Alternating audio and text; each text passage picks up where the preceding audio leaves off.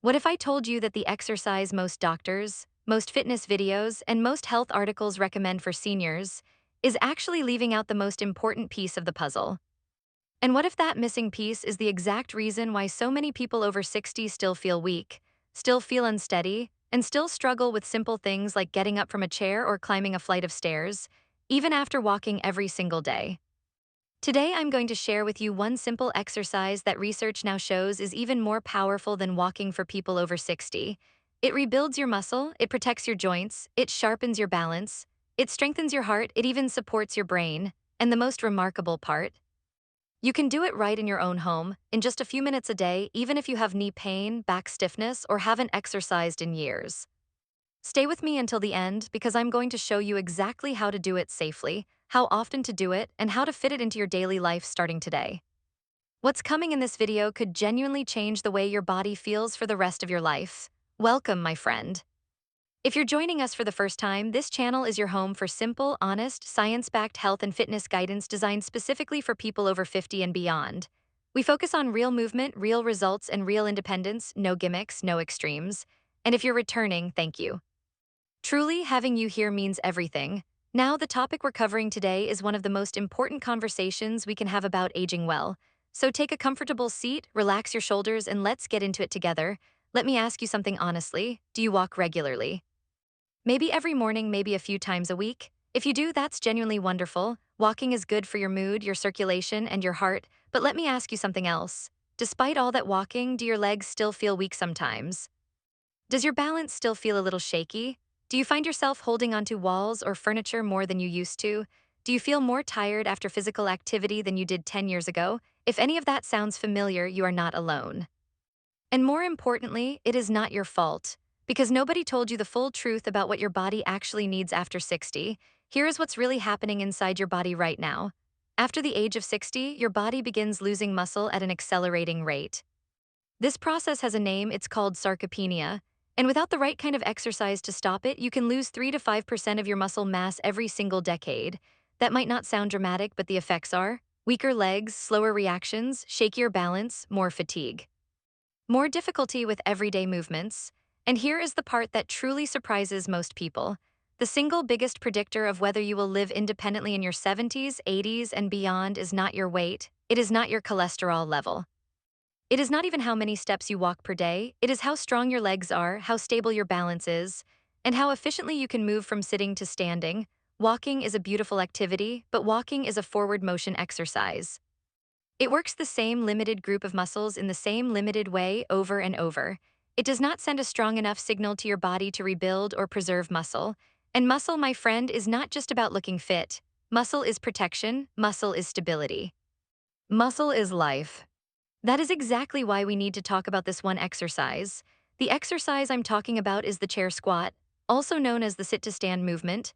Now, before you scroll away or think that sounds too basic, please stay with me.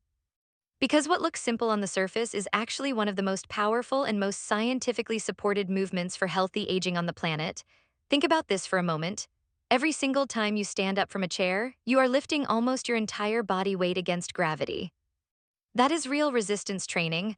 That is genuine strength work.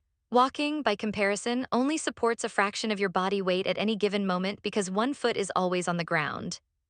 This is why someone can walk 5 miles a day and still struggle to get up from a low couch without pushing off with both hands. It is not because they are lazy. It is because walking alone does not train the muscles the way daily life truly demands. The chair squat activates your thighs, your hips, your glutes, your core, and your lower back all at once in one natural movement. These are the exact same muscles you use for walking, climbing stairs, getting out of bed, carrying groceries, and most importantly, catching yourself before a fall. And here is the most reassuring part. This movement is used by physical therapists all over the world as a foundational exercise for rehabilitation and fall prevention. It is safe, it is controlled, and it meets your body exactly where it is right now. Let me walk you through exactly how to do this correctly and safely. First, find a sturdy chair, not a soft sofa, not a rocking chair, something solid with a firm seat. Place it on a flat, non-slippery surface. Step 1, sit on the edge of the chair.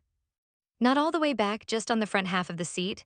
Your feet should be flat on the floor, roughly shoulder-width apart. Step 2, sit tall, chest up, shoulders relaxed, eyes looking straight forward. Do not look down at the floor. Step 3. Gently lean your chest slightly forward from your hips, just a small tilt, not a full bend. This shifts your weight over your feet and makes standing much easier and safer. Step 4. Press firmly through your heels and slowly rise to a standing position. Do not rush. Take 2 full seconds to stand up. At the top, stand tall without locking your knees. Step 5. Now slowly reverse the movement. Bend at your hips and knees gently and lower yourself back down with full control until you just lightly touch the seat. That is 1 repetition. Now let's talk about your hands. In the beginning, it is completely fine to place your hands lightly on the armrests for support. As you grow stronger over the coming weeks, try crossing your arms over your chest. This removes the assistance from your arms and places the full challenge on your legs and core where it belongs. Breathing, this is important and often overlooked. As you stand up, breathe out gently through your mouth. As you lower yourself down, breathe in through your nose. This pattern stabilizes your core and supports your spine through the entire movement. For knee sensitivity, you do not need to lower yourself all the way down. Move only through the range that feels comfortable. Even a partial sit to stand still builds tremendous strength for back stiffness.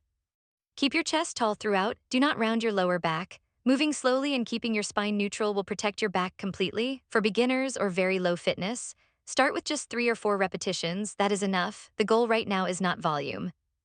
The goal is consistency and learning the correct movement pattern. One common mistake to avoid: do not let your knees cave inward as you stand. Press them gently outward in line with your toes. This protects the joint and activates the right muscles. Now let me explain to you why this movement is so powerful from a scientific standpoint, and I'll keep this simple because science should always serve you, not confuse you. After age 60, your body goes through 3 significant changes. Hormone levels that support muscle growth gradually decline.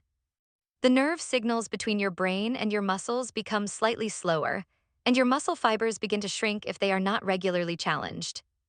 This is not a failure of your body, this is simply biology. But here is the part most people are never told. Your body still responds to strength training just as meaningfully at 60, 70, and even 80 as it did when you were younger.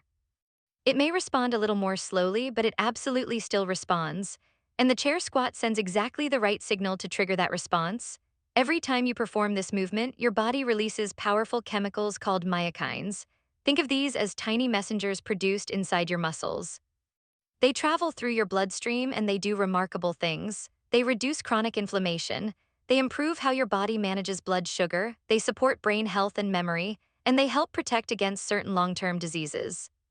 Walking produces some of these benefits too, but resistance-based movements like the chair squat trigger a significantly stronger myokine response. Now let's talk about your heart and your cardiovascular system. When you perform multiple repetitions of this movement, your heart rate rises, your circulation improves. Your oxygen delivery becomes more efficient. This gives you cardiovascular benefits that go beyond what steady-paced walking provides alone. And then there is balance. Falls are one of the most serious threats to independence after 60. One fall can change everything. But here is what most people don't realize. Balance is a skill your nervous system can learn and improve at any age. Every time you lower yourself slowly and rise back up with control, your nervous system is literally practicing how to stabilize your body under real-world load. Over time, this translates directly into steadier walking, better reactions, and far greater confidence in your movement. Research also shows something remarkable. Seniors who can perform more sit-to-stand repetitions in 30 seconds live longer, fall less, and maintain greater independence than those who cannot. This single movement reflects your biological age more accurately than many standard medical tests. That is how important it truly is. I want to share something with you that I think will stay with you. I have worked with and heard from many people in their 70s and 80s who came to this exercise feeling defeated. People who had to use both hands just to push themselves out of a chair. People who had stopped going out to restaurants or visiting family because they were afraid of struggling with seating. People who quietly felt like their world was getting smaller every single month. And within just a few weeks of practicing this one movement consistently, not perfectly, not intensely, just consistently, they began to change. First, they noticed they were reaching for the armrest a little less. Then they realized they were standing up more smoothly. Then they started walking with more confidence. And then, quietly, their world started getting bigger again. One woman told me that for the first time in years, she stood up from the dinner table at her granddaughter's birthday party without anyone noticing her struggle. She said it was one of the most emotional moments of her year. That is what this exercise really is. It is not a fitness routine. It is a declaration to your own body that you are still here, you are still strong, and you are still capable. Physical strength feeds emotional strength, and that connection is one of the most powerful and underappreciated truths in healthy aging. If this message is resonating with you right now, take one moment to tap the like button. It costs you nothing, but it helps this message reach someone else who truly needs to hear it today. Now let's make this practical, because information without a plan is just inspiration that fades. Here is your simple, flexible starting plan. Begin with whatever number of repetitions feels manageable and safe. For some people, that is 5. For others, it might be 8 or 10. There is no wrong answer here. The only rule is this: you should feel your muscles working, but you should not feel pain in your joints. Do this exercise once a day or at minimum 3 to 4 times per week.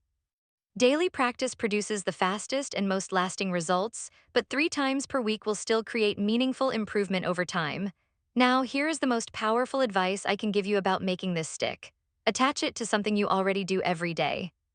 Do your chair squats right before breakfast while the kettle is boiling. Do them during a commercial break on television. Do them right after brushing your teeth in the morning. When exercise is woven into your existing routine instead of being something separate you have to remember and motivate yourself to do, it becomes effortless. And when it becomes effortless, it becomes permanent. Here is what to watch for as you progress.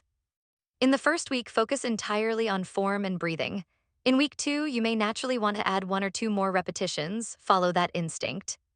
By week 4, many people notice they are standing up more easily in daily life, feeling less fatigue after standing, and grabbing furniture or walls less frequently. These are your markers. Celebrate every single one of them. Once your body has adjusted to the basic movement and you feel comfortable, here are 3 simple progressions that will keep challenging your muscles without adding any risk. Progression 1, the slow lower. Instead of sitting down at a normal pace, lower yourself over a slow count of 3. 1, 2, 3, then sit. This extended lowering phase, called an eccentric contraction, is one of the most powerful stimuli for muscle growth that exists. And it is completely joint-friendly when done slowly and in control. Progression 2, the pause. As you lower yourself, stop just 1 inch above the chair for 1 full second before sitting down. That tiny pause removes all momentum from the movement. Your muscles must hold your entire body weight on their own. It is a small change that creates a dramatic difference in how hard your muscles work. Progression 3, arms crossed. When the movement feels easy with your arms on the armrests, cross them over your chest. This removes the support of your arms entirely and forces your legs, hips, and core to do all the work. This is a significant step forward in difficulty, and it is completely safe. For those with very sensitive knees, there is also a wall-supported variation. Stand facing away from the chair with your back lightly touching a wall. Slowly bend your knees just a few inches, only as far as feels comfortable, then straighten back up. This is a gentler entry point that still builds meaningful leg and hip strength. You do not need weights, you do not need resistance bands, you do not need any equipment at all, you just need intention, control, and patience. Small progressions done consistently over weeks will produce results that once seemed impossible. Now I want to be very clear about something. Walking is not your enemy. Walking is still wonderful, and if you're walking regularly, please keep doing it. Walking nourishes your heart, it lifts your mood, it supports circulation and gentle cardiovascular health, it gets you outside into fresh air and natural light. These are genuine, meaningful benefits. But walking and strength training are not the same thing. They serve different systems in your body. Think of it this way: walking feeds your heart and chair squats feed your muscles. Together, they form a complete and genuinely balanced approach to healthy aging. So here is a simple daily template you can start using immediately. Before or after your regular walk, do 1 set of chair squats. That is it. 5 to 10 minutes of combined activity that addresses both your cardiovascular health and your muscular strength at the same time. Within just a few weeks of combining these 2 habits, you will likely notice more power in each step when you walk, less fatigue during and after your walk, greater stability on uneven surfaces, and an overall sense of physical confidence that walking alone was never quite delivering. Before we close, I want to speak directly to someone who might be feeling a little discouraged right now. Maybe you have tried to exercise before and it didn't last. Maybe pain stopped you. Maybe life got in the way, or motivation simply faded. Maybe you look at your body today and feel frustrated by what it can no longer do as easily. I hear you. And I want you to know something with complete sincerity: none of that history disqualifies you from changing today, not one single bit of it. Your next step does not have to be dramatic. It does not have to be a full workout or a major lifestyle overhaul. Your next step can be as small and as quiet as standing up from your chair 5 times this evening with care, with intention, and with the knowledge that you are doing something genuinely powerful for your own future. Progress in the body almost always shows up in small signs before it shows up in big ones. You may feel a little steadier when you walk to the kitchen. You may notice you're not reaching for the wall when you stand up. You may feel slightly less tired at the end of the day. Pay attention to these moments. They are not small, they are everything. They are proof that your body is listening, responding, and rebuilding. Your age does not define your strength. Your past does not limit your future. And your body right now, at whatever age you are, is still beautifully capable of growth when you give it the right movement, the right consistency, and the right belief. Now, I would love to hear from you. In the comments below, tell me your age and whether strength training is already part of your routine, or whether walking has been your main form of activity until now. I read every single comment, and your responses genuinely shape the future videos I create for this community. If this video gave you something valuable today, a new perspective, a sense of hope, a simple plan you can actually use, please subscribe to the channel and turn on the notification bell. New videos go up regularly, and every single one is designed with you in mind. And if this message helped you, tap the like button right now. Not for me, for the person out there who is struggling in silence and needs to find this video today. Take one deep breath, drop your shoulders, relax your jaw. You are doing better than you think. And it is never, ever too late to become stronger than you were yesterday. I'll see you in the next one.